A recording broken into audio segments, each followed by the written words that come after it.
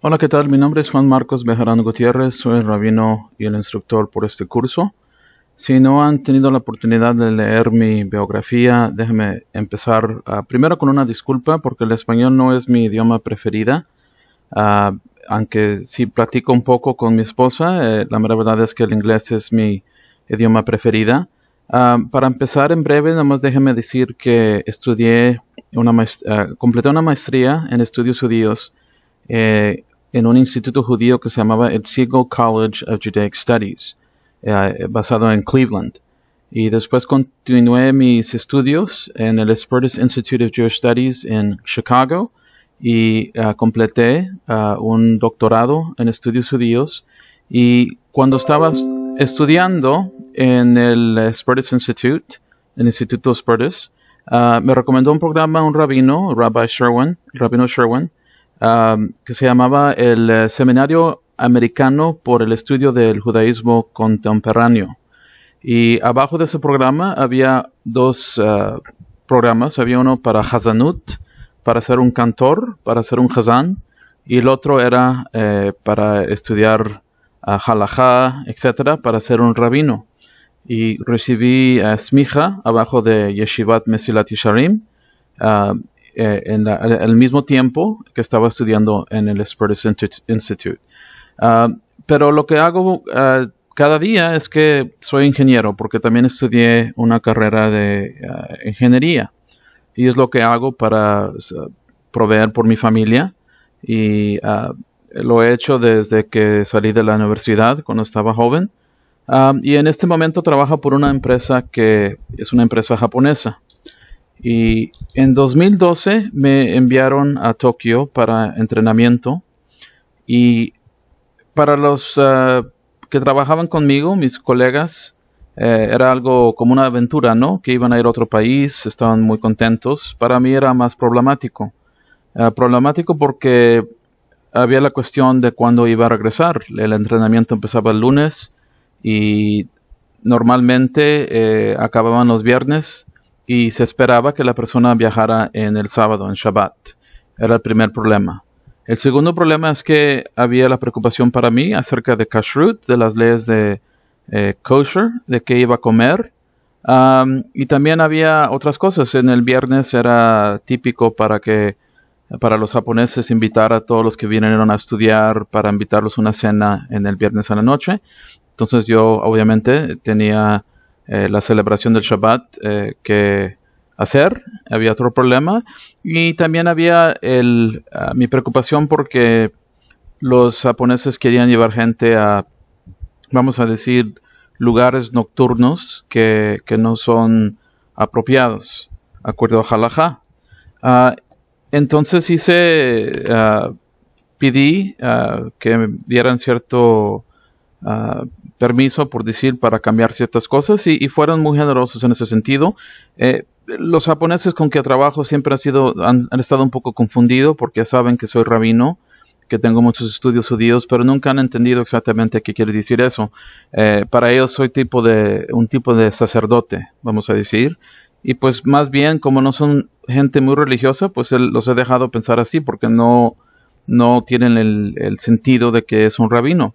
El problema que tenían ellos es que teníamos en ese tiempo una oficina en Tel Aviv, en Israel, y anteriormente invitaron a ingenieros de Israel, y en contraste ellos no tenían problema con viajar en Shabbat, con la comida que comían, con ir a celebraciones en el viernes, en la noche, viajaban en Shabbat, iban a partes nocturnas que no es correcto, de acuerdo a halajá. Entonces ellos estaban confundidos porque para los japoneses las culturas se supone que son monolíticas, que todos son iguales. La cultura en Japón, de perdido como yo la veo, es muy monolítica. La gente, no hay diferentes distinciones, todos son japoneses, ¿no?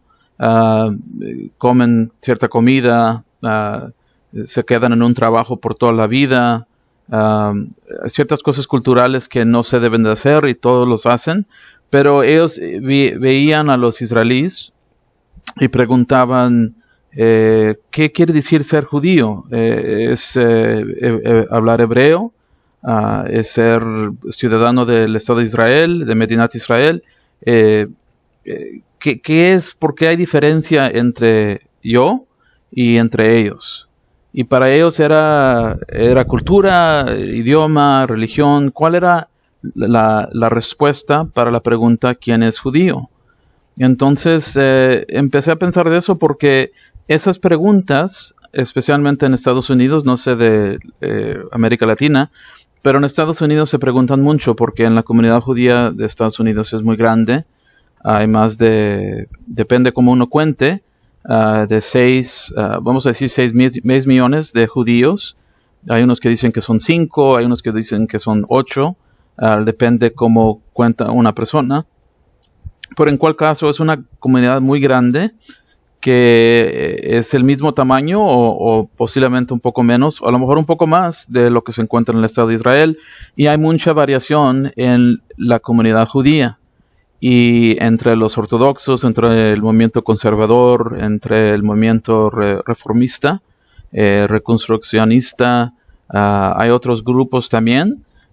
Cada uno tiene su perspectiva en quién es judío.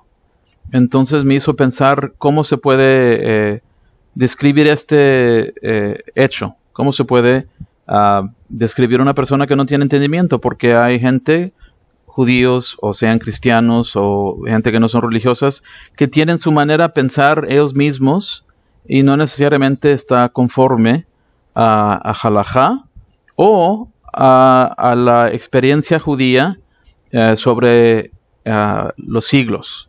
Entonces el propósito del curso ¿Quién es judío? Es averiguar y entender qué quiere decir cuando una persona dice que es judío y entender todos los aspectos, no nomás lo que dicen los ortodoxos, pero también tener entendimiento de lo que dicen el movimiento conservador o el movimiento reformista. Cada persona tiene que hacer su propia determinación acerca de esas definiciones, pero se tienen que presentar, por decir, se tienen que poner en la mesa, y ese es el propósito de el curso ¿Quién es judío? Está en el proceso de desarrollo, pero quería empezar con este video para practicar el español y también para ver si tienen ideas. Ya tengo el curso diseñado, ya lo completé en inglés, pero siempre estoy pensando de maneras de cómo mejorar la instrucción. Entonces, si hay ciertas preguntas o hay ciertas recomendaciones, siéntense libre de contactarme y déjenme saber.